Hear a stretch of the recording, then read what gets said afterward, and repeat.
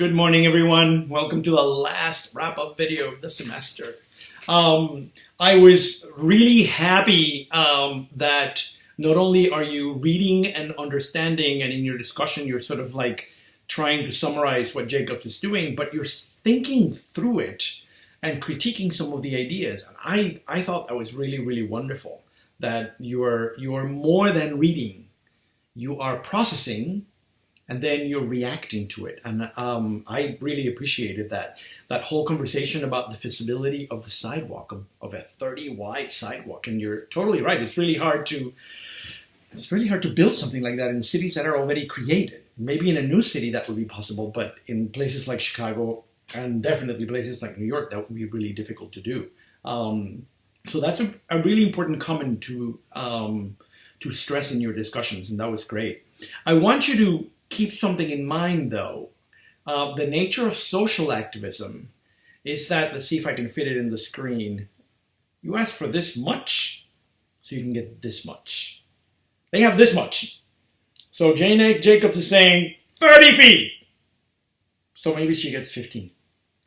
And so this is a technique, this is a tactic of asking for a lot, asking for the ideal, and getting for something that is not the ideal, but is better than what you have.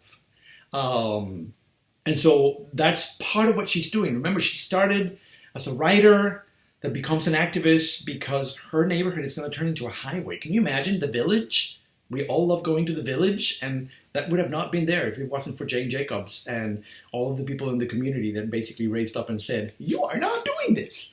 And so we have the Greenwich Village today. The other thing that you said that was really wonderful is this discussion on matriarchy. I'm getting really informal now. This discussion of matriarchy. And, I've been teaching this class for many, many years. And you're the first one that sort of goes in and hones in on that. And I think it's quite important because that lack of female designers in the 1960s in cities, in urban planning, it's very visible when you see what they want to design, that they're not thinking of what at those times are usually female spaces, women's spaces.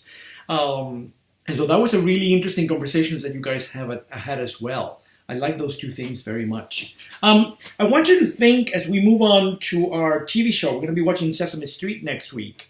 Yay! I want to point out a few things about her essay.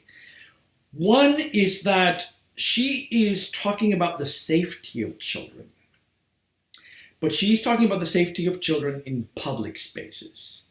And so part of the way of thinking of the city for her, which is all sort of reacting to urban planning of the time, is the idea of where can we create a space where children can be in a public space interacting with other non-children, adults, for example, and sort of geographic spaces in the city, but a place that is safe. And the parks were originally created for that, so they could have their own space to do and explore and all of that stuff.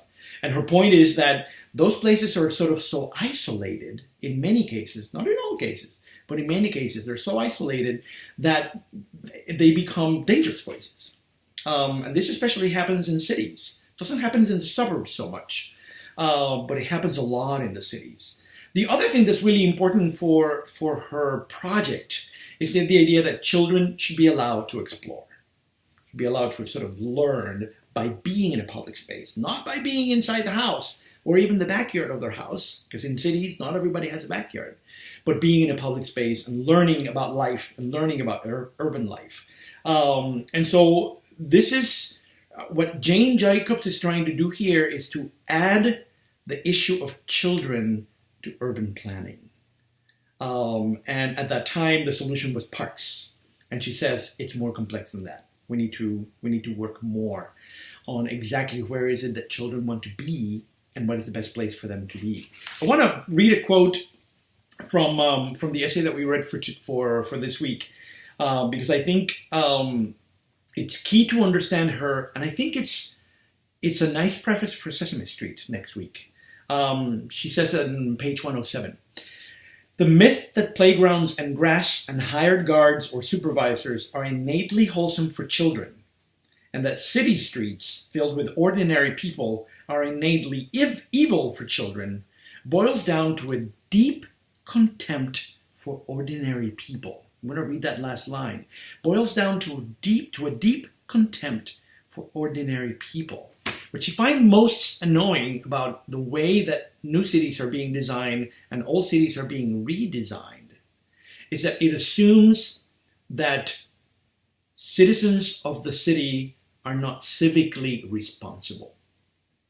And she says that they are. That people actually care. Yes, there are going to be criminals. Yes, there are going to be abusers. Yes, there are going to be pederasts. Absolutely. I'm not saying that they don't exist. She's not saying they don't exist.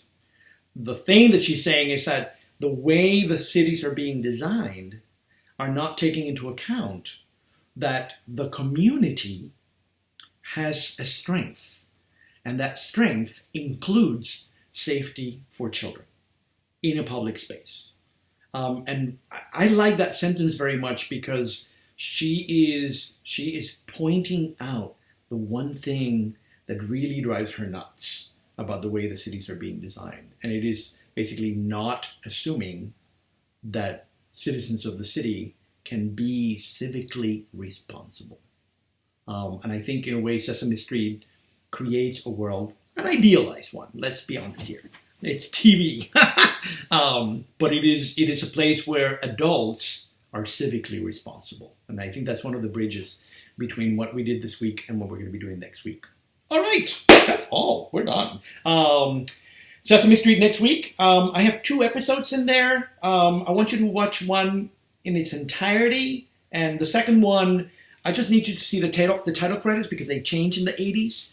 And the last scene of that episode. If you want to watch the whole thing, it's really great. Stevie Wonder is in it, and it's really, really fun. So you can just bring all your roommates and watch Sesame Street together. I will be sending you emails about your final paper. We're going to be writing a little draft of the first page or so, and I'll give you information on that online. All right? Have a wonderful Saturday. I know it's rainy and all of that, but it's one of those days to be with a sweatshirt and just hang out in your house. Bye, guys.